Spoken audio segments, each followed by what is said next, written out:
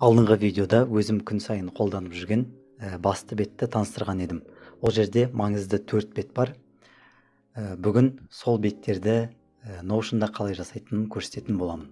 Баршаңызға сәлем, мен атым Саят. Мен сізге Notion арқылы жеке дамуға, әдет қалыптастыруға және өміріңізді реттеуге көмектесемін. Осы видео барысында осындай басты бет деген бетті жасаймыз. Бұл бетті барынша қарапайым жасауға тырыстым.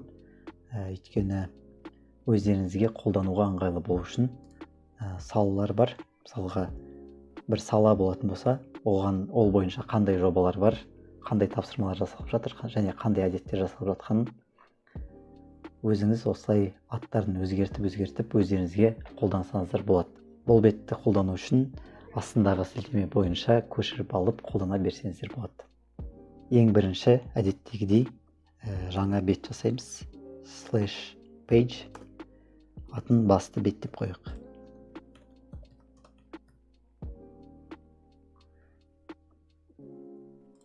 Және де бұл жерге жаңағы маңызды 4 бетті жасаймыз. Олар біріншісі салалар.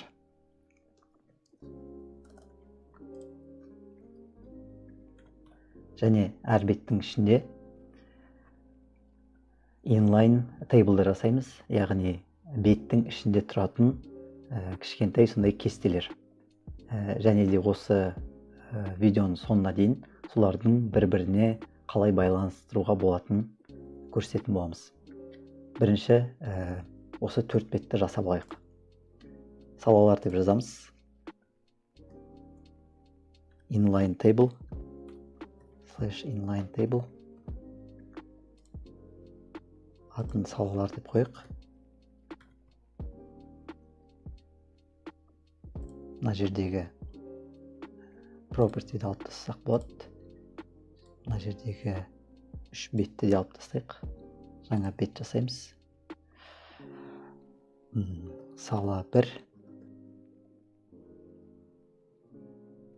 Бұлай жазып жатқанның себебі сіздер бұны алып өздеріңізге қолданар кезде өзгертуге оңай болу үшін. Енді тура осындай логика бойынша жобалар, тапсырмалар және әдеттер деген беттерді жасап шығайық.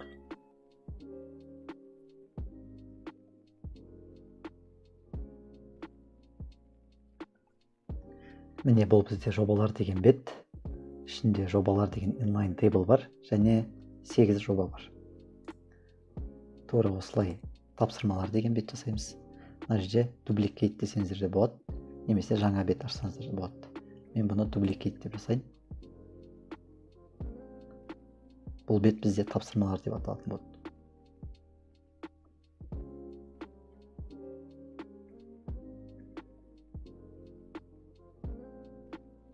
Және де тура осындай әдеттер деген бет, тек қана атауларын ғана өзгертеміз.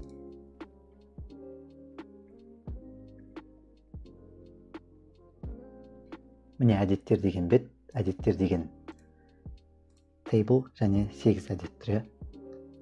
Енді басты бетке өтіп, жобалар деген бетке өтейік. Көріп тұрғандарыңыздай 8 жоба бар. Және бұл 8 жобаны қандай салаға қатысты екенін жазайық. Ол үшін біз Notion'дағы relation деген баған жасаймыз. Мына жердегі плюсті басамыз, property type relation деп басамыз. Және біз жасап қойған салалар деген тейблға, кестеге relation жасаймыз. Және біз мына жерге атын салалар деп өзгертіп қойық. Салаларға қатысты міне жобалар деген бетте мына бос жерге басқан кезде бізде осы 4 саланың біреуін таңдауға береді. Яғни бұл жоба мысалға бір сабақ болатын болса, мен бұны сабақ дейтін салаға таңдап қоямын. Немесе салалар дейтін бетке өтетін болсақ, бұл жерде жаңа баған тұр. Жобалар деген атын жобалар деп өзгертіп қояйық. Бұл жерден де бұл салаға қатысты жобаларды таңдап қоюға болады. Екі жаққа да жұмыс істей береді. Солай жасайық. Бірінші сала бойынша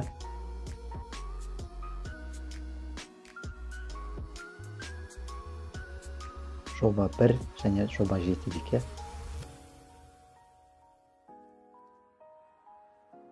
Көргендеріңіздей, әр жоба өзіне бір қатысты саласын тапты. Енді тапсырмаларға келіп, дәл сондай relation'ды жобаларға жасаймыз. Яғни, салалар бізде жобаларға бөлінген болса, жобалар тапсырмаларға бөлінген ғой. Сол үшін біз салалар мен жобаларды байланыстырдық. Енді тапсырмалар мен жобаларды байланыстырамыз.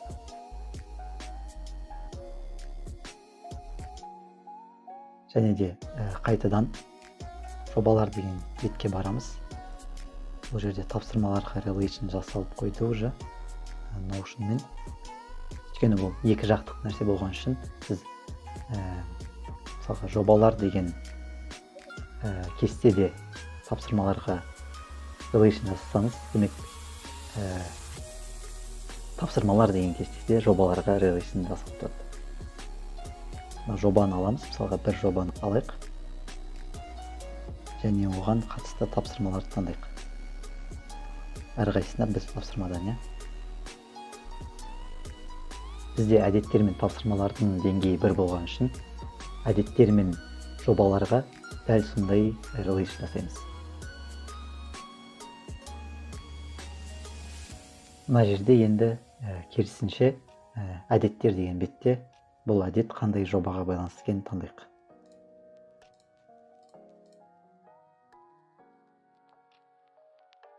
Енді біз қайтадан салалар дейтін бетті ашатын болсақ, бұл жерде жобалар тұр.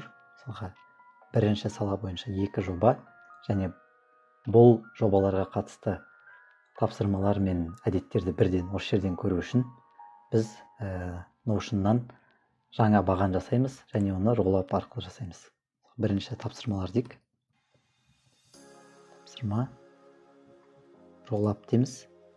Roll-up бізде уже байланысты болып тұрған, relation бар болып тұрған жердегі ақпаратты алып шығуға көмектеседі.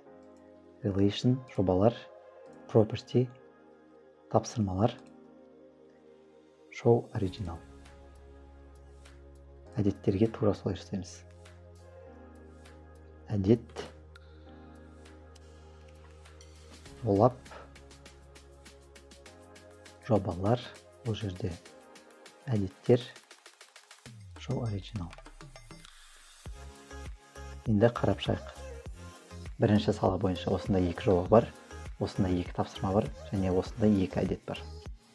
Яғни біз әдеттер жасау арқылы және тапсырмалар жасау арқылы бір жобаны бітірген боламыз, және ол біздің бір